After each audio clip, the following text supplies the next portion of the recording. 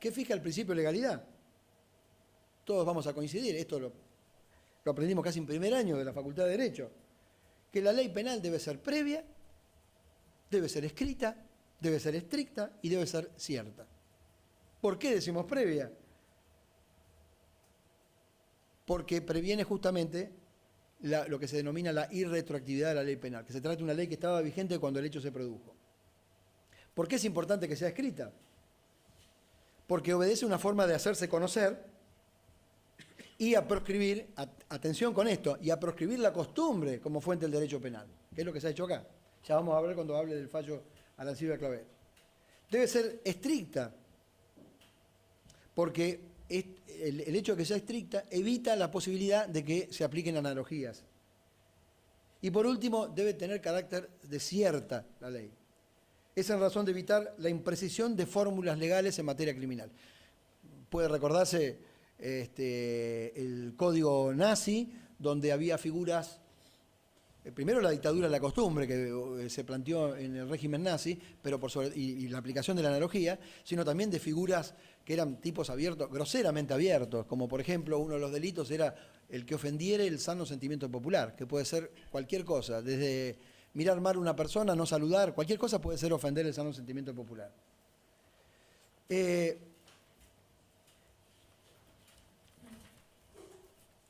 Vamos a ver ahora, ahora concretamente cómo es que se terminó de concretar esta afectación de estos principios. Básicamente, para mí, el fallo más importante en este tema es el fallo Arancibia Clavel, porque es lo que le faltaba, es la acción estatal que faltaba para concretar esta política diseñada por la gestión política del presidente Kirchner, con la modificación de los ministros de la Corte y con el aseguramiento de que los ministros que iba a nombrar iban a estar de acuerdo con este planteo. Es importante también destacar que yo recuerdo una anécdota, por ejemplo, ¿no?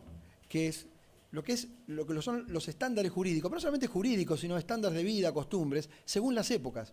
A veces se comete un grave error cuando se analizan situaciones que ocurrieron en otras épocas con los parámetros de hoy. Recuerdo, esta anécdota me la contaron, porque yo no la viví, en un juicio de estos denominados de lesa humanidad, hace poco, un abogado de la defensa dijo, bueno, voy a comenzar con mi alegato, ¿no? Y el abogado estaba proyectando una imagen del juicio de las juntas, de la causa 13. Entonces el abogado, cuando iba a iniciar, prende un cigarrillo, lo va a prender y todo el mundo puso una cara, este hombre se volvió loco, el presidente del tribunal, doctor, usted no puede fumar, acá no se puede fumar. Entonces él dice, bueno, apagó enseguida el cigarrillo y le digo, miren esa imagen. En esa imagen casi no se ven las caras de los jueces de la Cámara, que eran 6, no se le ven las caras porque todos fumaban. Fumaba la fiscalía, fumaban los imputados, fumaban los abogados, una nube blanca de humo. Con esto quiero decir todos los parámetros van cambiando, se van modificando. Y hay un viejo adagio que dice, todos los años viene la primavera, pero encuentra el derecho cambiado, el derecho va cambiando, se va modificando, se va adaptando a las nuevas circunstancias. Por eso que es de una enorme arbitrariedad que estos estándares de hoy se apliquen para juzgar hechos del año 76, en este caso del 83. Pero vamos a analizar cómo se sustentaron las dos posturas en el fallo Arancibia Clavel. En primer lugar, el fallo Arancibia Clavel está, si se me permite la expresión, está mal parido, nació mal. ¿Por qué?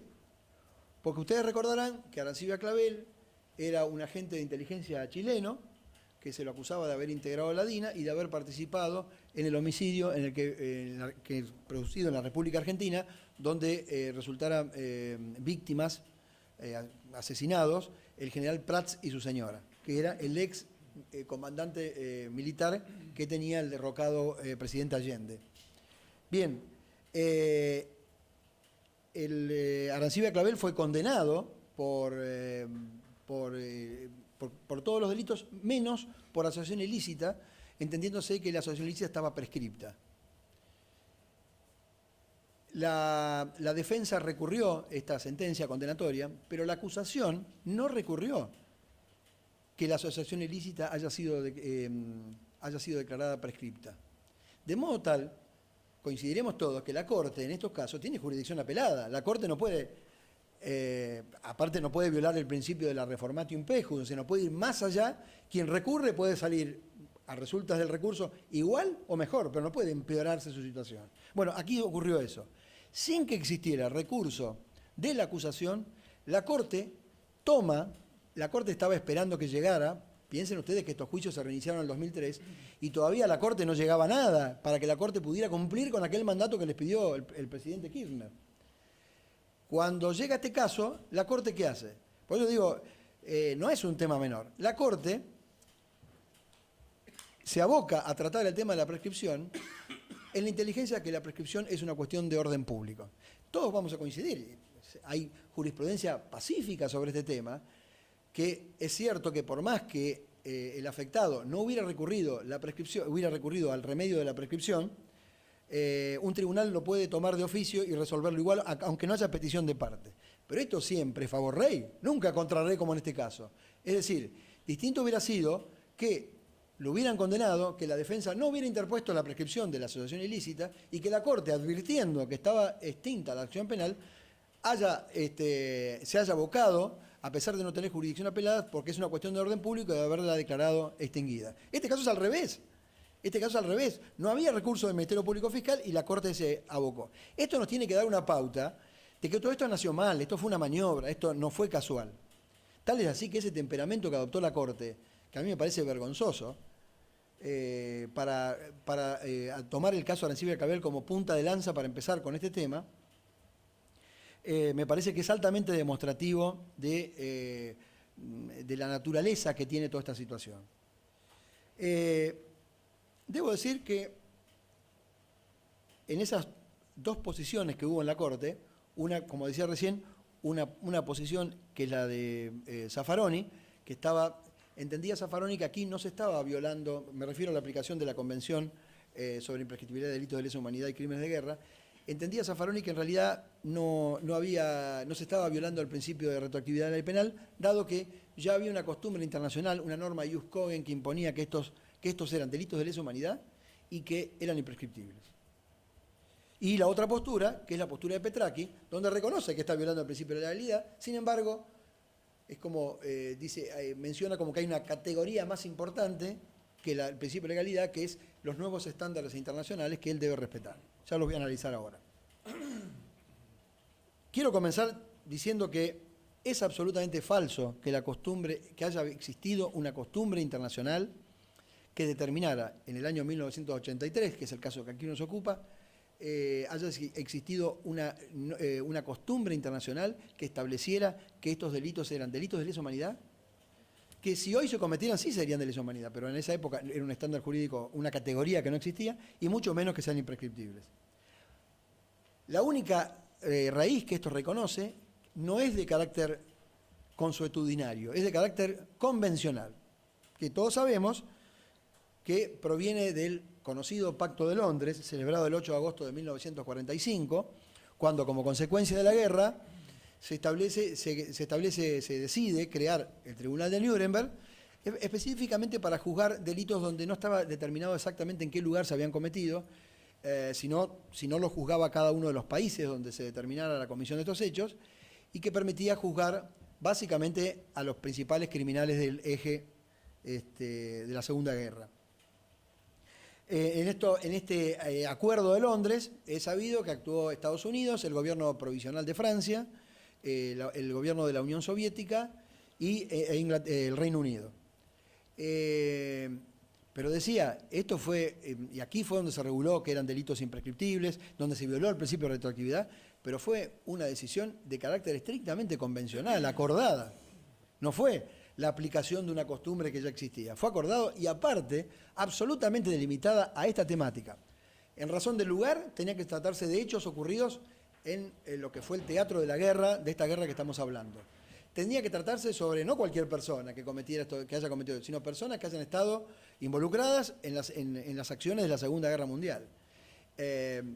Y además, en un contexto temporal, ratione temporis, tenía que ser dentro de un periodo que era el periodo que se había determinado que eran donde se habían cometido estas violaciones. En modo alguno puede utilizarse el Pacto de Londres o lo que resolvieron el Tribunal de Nuremberg, como para aplicarlo sine die y más de 60 años después en forma retroactiva.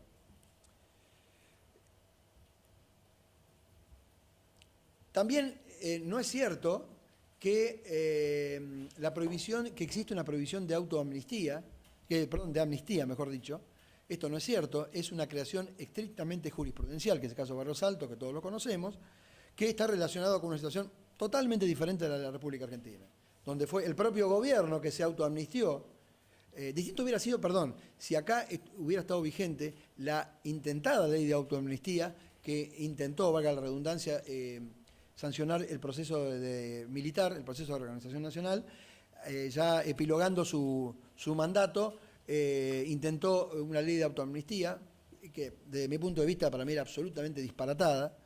Esa ley nunca entró en vigencia y nunca fue aceptada por los jueces, inclusive, esto hay que decirlo, yo me desempeñaba en los tribunales de la capital federal en plena época del proceso, en el año 83, y el juez de instrucción en el yo trabajaba la declaró inconstitucional, o sea, esto vale la pena decirlo.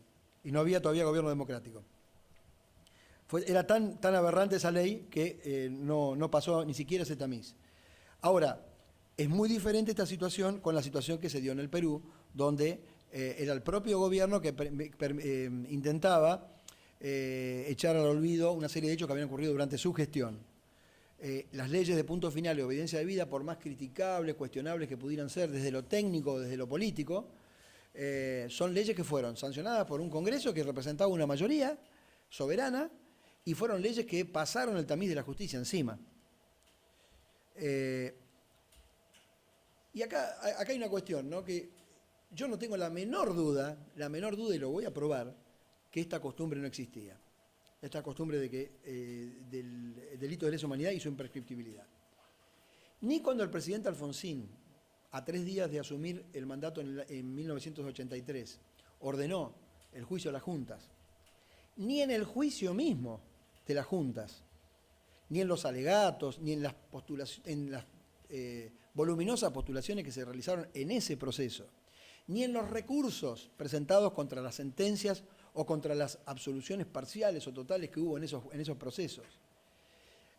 Ni siquiera en el tratamiento que la Corte Suprema le da a este fallo, modificando algunas cuestiones, en ningún lugar existe la palabra lesa humanidad o imprescriptibilidad. No existe. Y miren que la Corte Suprema, por ejemplo, el brigadier Agosti, la Corte Suprema, y aquí viene un ejemplo de lo que es la cuestión de orden público, la propia Corte Suprema, por uno de los delitos que estaba imputado el brigadier Agosti, uno de los integrantes de la Junta Militar, resolvió la extinción de la acción penal por el transcurso del tiempo. De modo tal que estamos hablando que los jueces de la Corte, en plena época democrática, que los fiscales Moreno Campo y Estracera, de destacadísima actuación, ni digo las defensas ni las partes,